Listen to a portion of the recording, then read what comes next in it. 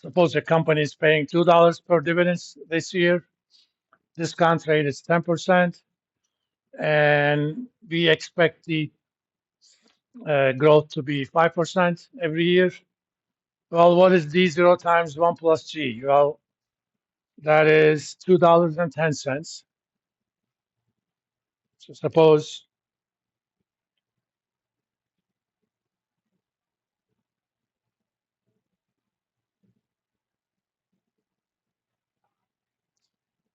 that's not going to be actually right.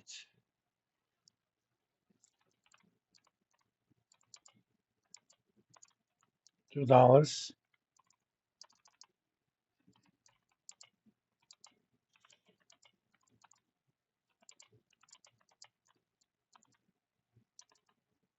And value now should be $2 times 1 plus 5%. The whole thing divided by 10% minus 5%. And that should be, if I'm not mistaken, $42. Okay. I've done these calculations before. Doesn't matter. We're going to build a template to make these calculations anyways.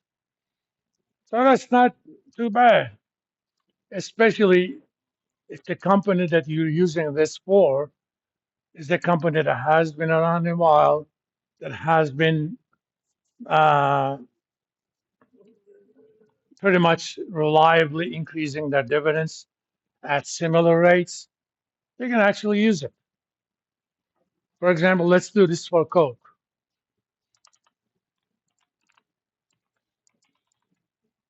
Let's apply.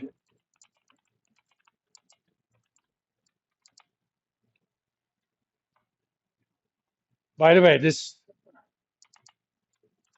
D0 times 1 plus G is actually D1, right? So the value model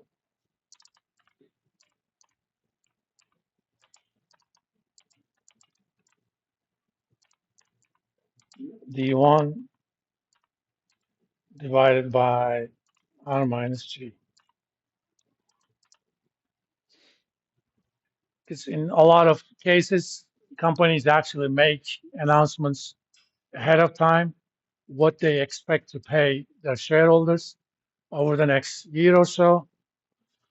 So if you go to Coke's page on, among others, financeyahoo.com,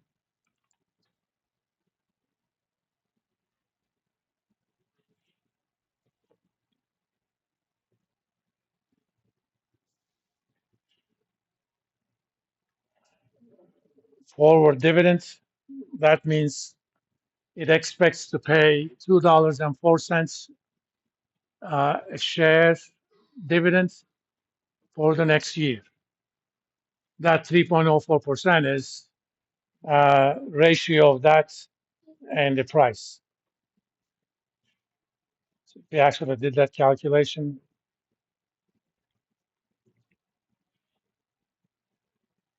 Uh,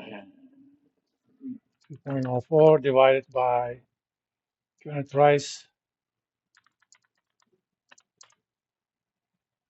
460.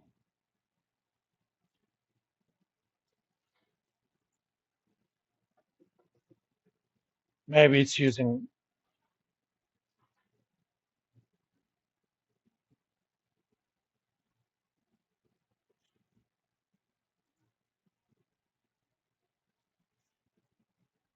maybe a quarterly one. So let's go from yield.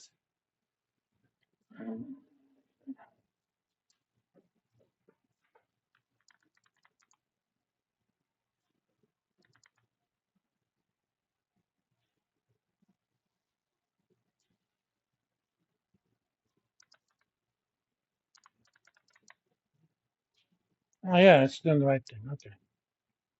204. So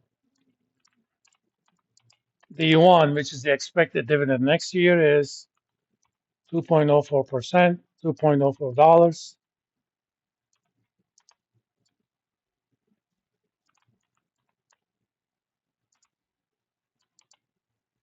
I'm going to take G to be 5%. That's kind of roughly the expected long-term growth rate of the economy. And a company like Coke is not going to grow over the long term, either stronger or weaker than the overall economy. You can think of it as 2.5% or so inflation, 2.5% or so real growth. What the actual R should be is a topic that we're going to address in chapters 11, I believe. But for now, I'm going to assume a number and don't ask me where it comes from yet.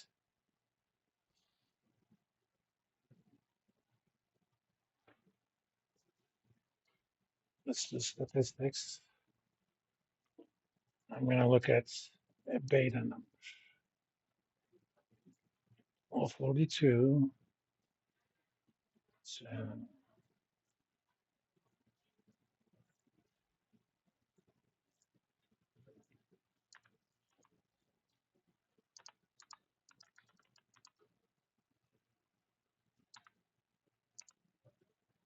I'm going to assume a 6.5% discount rate. That would give me a value of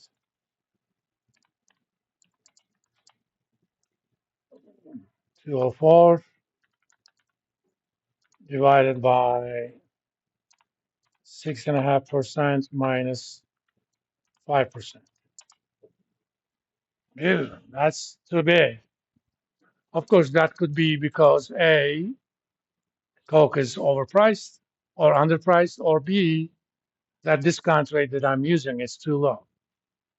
Since I'm just making numbers up, or the growth rate is too high. For example, if it was 4%,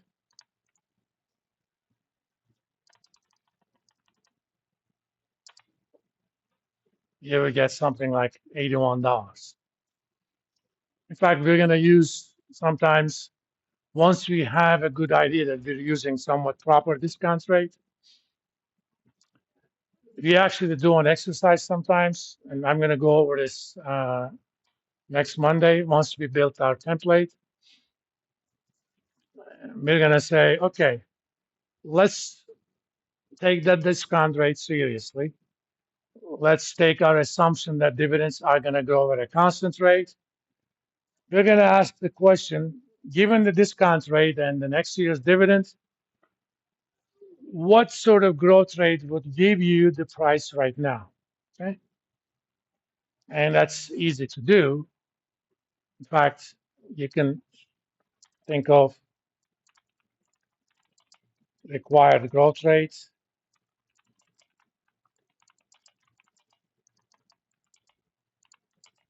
to make value equal price.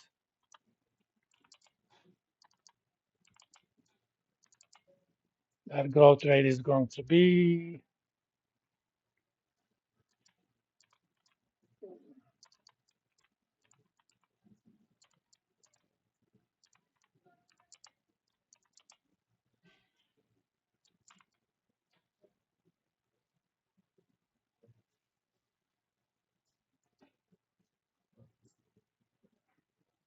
actually minus R.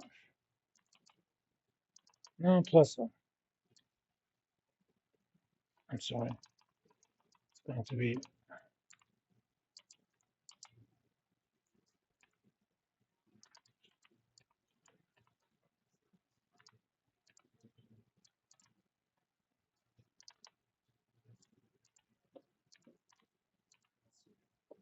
so it's R minus the dividend yield. In fact, in this model, discount rate is always equal to dividend yield plus the growth rate. Okay. So in this example, that would be 6.5%. minus 3.04%. So if I put 346 in this model,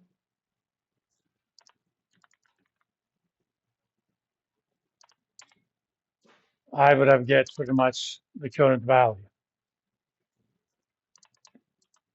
It's actually kind of a useful exercise.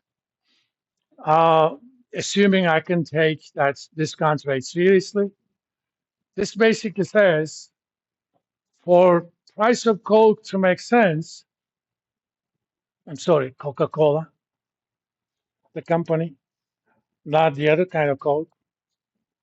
We're not animals after all. To make sense, I should be expecting a growth rate of 3.5%. If you think that Coke is going to grow faster than that, that means currently Coke is undervalued. If you think that Coke is going to grow slower than that, Coke is overvalued. In fact, we can look at the same numbers for Pepsi.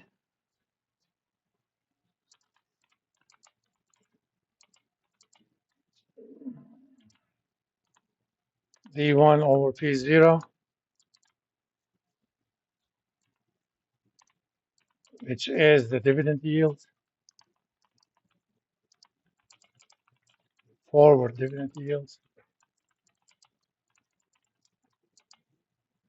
is equal to, let's go here, PEP, surprise, surprise, that's the ticker,